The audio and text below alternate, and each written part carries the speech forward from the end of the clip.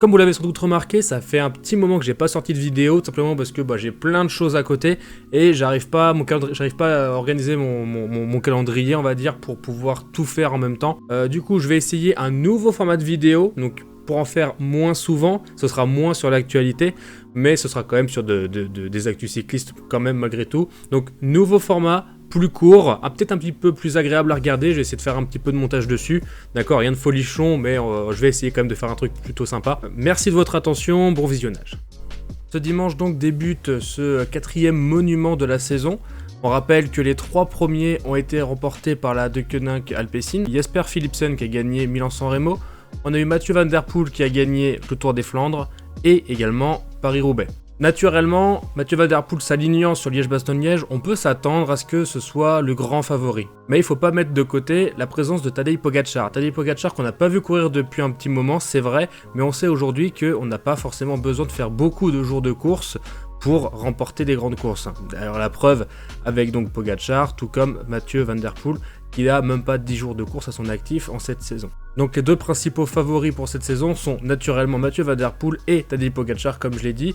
Il y a un grand absent malgré tout, tout le monde attendait naturellement Remco Evenepoel, sauf que bon, avec sa chute sur le Tour du Pays Basque, naturellement il ne pourra pas prendre le départ aujourd'hui. Donc ça va encore une fois nous enlever un super combat qu'il aurait pu y avoir entre Tadej Pogačar et Remco Evenepoel dans un premier temps, mais aussi également avec Mathieu Van Der Poel. Donc difficile d'y voir un favori parce que finalement Mathieu Van Der Poel a pas montré grand chose sur l'Amstel Gold Race. Est-ce qu'il avait vraiment pas les jambes ou est-ce que c'était plutôt une stratégie ou disons que c'était un épouvantail et il s'est mis en retrait, il a montré qu'il était pas si fort que ça afin de prendre peut-être un peu moins de place, de faire un peu moins peur, vous voyez par là plutôt que peut-être qu'il voulait faire un peu moins peur à la concurrence, se faire quelque peu oublier. Et de l'autre côté, nous avons Tadej Pogačar qui a dominé tout ce qu'il a entrepris. Mais là, comme ça fait un moment qu'on l'a pas vu courir, on ne sait pas trop à quel niveau de forme il est actuellement, même si, bon, on va pas faire durer le suspense plus longtemps.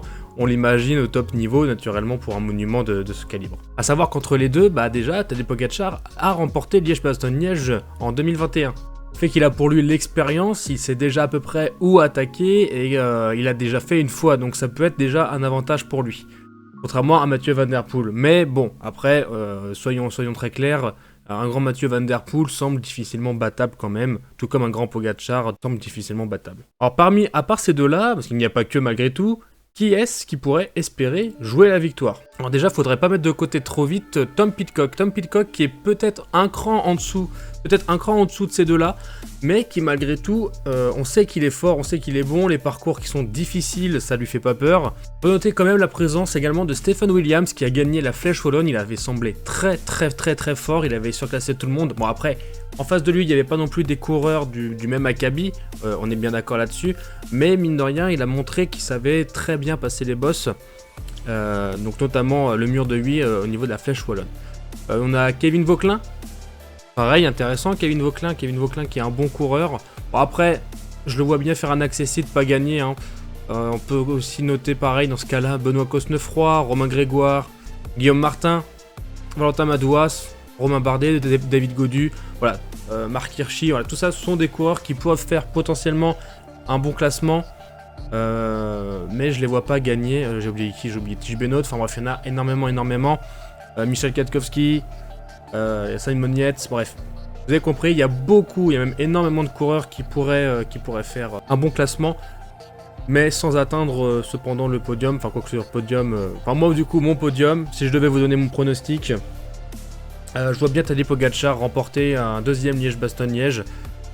Peut-être parce que Mathieu Van Der Poel aurait peut-être un peu plus de difficultés, ce qu'il va y avoir quand même. Enfin, Liège-Bastogne-Liège, pour rappel, c'est 250 km, dont une deuxième moitié de course très accidenté où les murs vont s'enchaîner, d'accord, c'est beaucoup des murs, donc des cols, enfin des montées qui font moins de 5 km pour la plupart, mais par contre qui sont très raides, on est sur du 8-9% de moyenne quasiment à chaque fois. Mathieu Van Der Poel aime bien, ça ne le dérange pas, mais je le vois pas au-dessus d'un Tadej Pogačar pour autant. Après, encore une fois, faut y mettre quand même quelques petits bémols, c'est qu'on n'a pas eu Pogačar rouler depuis très longtemps. Donc on verra bien finalement en course où se situe Tadej Pogačar. A savoir aussi que ça va être très important pour Tadej puisque, pour rappel, il va participer au Giro. Donc ça va être aussi un excellent moyen de savoir où est-ce qu'il se situe, quel est son état de forme avant d'entreprendre le Giro qui débute tout début mai, donc dans 2 semaines à peu de choses près. Donc ça va être un marqueur très intéressant.